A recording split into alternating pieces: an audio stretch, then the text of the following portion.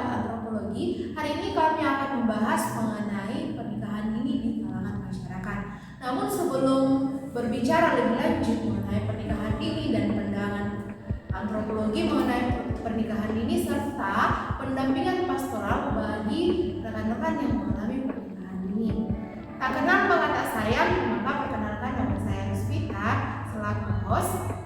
Dan narasumber saya ada 4 orang. Yang pertama ada Yulianti, ada Renvi, ada Lilis, dan ada Desri. Kita lanjut membahas mengenai pernikahan dini dan perspektif antropologi tentang pernikahan dini. Tentu kita harus tahu dulu apa sih sebenarnya antropologi itu. Nah, menurut Yuli, apa sih sebenarnya antropologi itu? Ya, menurut salah satu seorang ahli yang bernama Hans Sojo, antropologi adalah ilmu pengetahuan yang mempelajari tentang manusia sebagai makhluk masyarakat, terutama pada sifat-sifat khususnya badani dan cara-cara produksi, tradisi-tradisi dan nilai-nilai yang membuat pergaulan hidup menjadi berbeda dari yang satu dengan umumnya. Nah, dapat disimpulkan bahwa antropologi adalah salah satu ilmu yang mempelajari tentang umat manusia, budaya, dan adat. Nah, setelah tadi penjelasan mengenai antropologi itu apa, mengenai manusia, mengenai budaya dan adat, apa saja ruang lingkup dari antropologi itu?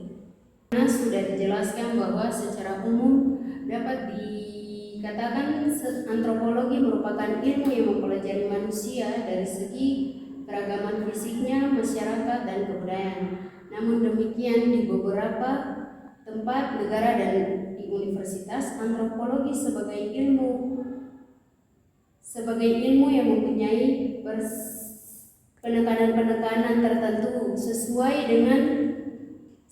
dengan karakteristik antropologi itu sendiri dan perkembangan masyarakat di tempat, negara, dan universitas tersebut, seperti yang pernah diungkapkan Koejadiningrat bahwa ruang lingkup dan dasar antropologi belum mencapai kemantapan dan bentuk umum yang seragam di semua pusat ilmiah dan di dunia. Nah, berbicara mengenai pernikahan dini di kalangan masyarakat, tentu kita harus tahu dulu apa sih pernikahan dini itu. Kenapa dini selalu disalahkan? Ya, pernikahan dini berarti bahwa pasangan yang melakukan pernikahan yang belum memenuhi standar dan belum mencapai standar usia atau batas usia untuk masuk ke dalam kehidupan berumah tangga. Nah, karena pasangan yang belum mencapai standar usia yang disebutkan tadi, apa yang mempengaruhi atau faktor apa yang mempengaruhi sehingga terjadi pernikahan dini? Ya, faktor-faktor yang mempengaruhi terhadap pernikahan dini yaitu pertama, faktor ekonomi. Hal ini biasanya terjadi karena kondisi keluarga yang kesulitan ekonomi, sehingga salah satu jalan keluarnya adalah menikahkan anaknya di usia dini untuk meringankan beban keluarga dan mengharapkan anaknya mendapatkan kehidupan yang layak. Ya, yang kedua, faktor orang tua. Tidak sedikit orang tua yang memilih menikahkan anak mereka karena merasa khawatir anaknya akan melakukan perbuatan zina selama berpacaran yang dapat menimbulkan aib bagi keluarga mereka. Dan yang terakhir, faktor media massa. Faktor ini terjadi karena mudahnya mengakses informasi dari segala bentuk dan macam sumber di era saat ini. Anak-anak mudah sekali melihat situs-situs pornografi yang kemudian tidak dibekali bekal emosional dan pengetahuan yang cukup, sehingga menimbulkan banyak hamil di luar nikah, menjadi pemicu pernikahan usia dini. Nah, dari penjelasan teman-teman tentang pernikahan dini dan juga faktor-faktor yang mempengaruhi terjadinya pernikahan dini di kalangan masyarakat, bagaimana pandangan teman-teman melihat pernikahan dini sebagai mahasiswa pastoral konseling dan juga calon konselor? Nah, mungkin bisa dari saudari Desri. Menurut saya, pelayanan pastoral terhadap pernikahan dini berfungsi untuk membimbing, mendamaikan atau memperbaiki hubungan, menopang, menyembuhkan, mengasuh dan menentukan. Pendampingan pastoral dalam pencegahan pernikahan dini lebih fokus untuk berfungsi membimbing, karena pernikahan dini merupakan peran gereja khususnya layanan pendampingan pastoral sifatnya untuk memberi himbauan atau pembekalan untuk kedepannya.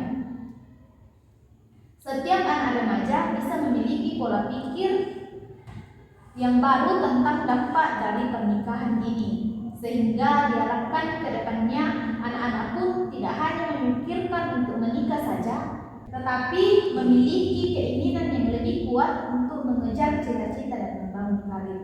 Jadi kalau untuk pendampingan pastoral secara khusus pernikahan dini lebih kepada fungsi membimbing setiap anak-anak remaja yang ada. Oke, nah kalau misalnya dari diri sendiri, bagaimana pandangan kamu sebagai calon suami sendiri?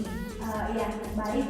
Jadi kalau menurut saya peran konselor di sini tidak hanya di awal saja, tetapi harus tetap mendampingi setiap waktu, bukan hanya di awal saja, tetapi seterusnya sampai calon nikah ini atau si perempuan ini dan laki-laki ini benar-benar siap menjalani kehidupan berumah tangga.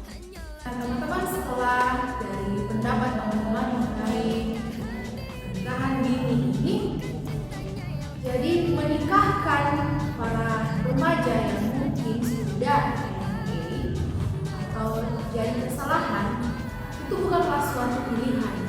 Namun di sini sangat dibutuhkan peran seorang konselor sebagai pendamping dalam mendampingi sehingga mereka boleh benar-benar siap untuk menjalani rumah tangga. Jadi stop pernikahan dini dan menikahkan bukanlah pilihan untuk para remaja yang telah terjadi kesalahan. Mungkin itu saja hasil diskusi kami. Sekian dan terima kasih. Sampai jumpa.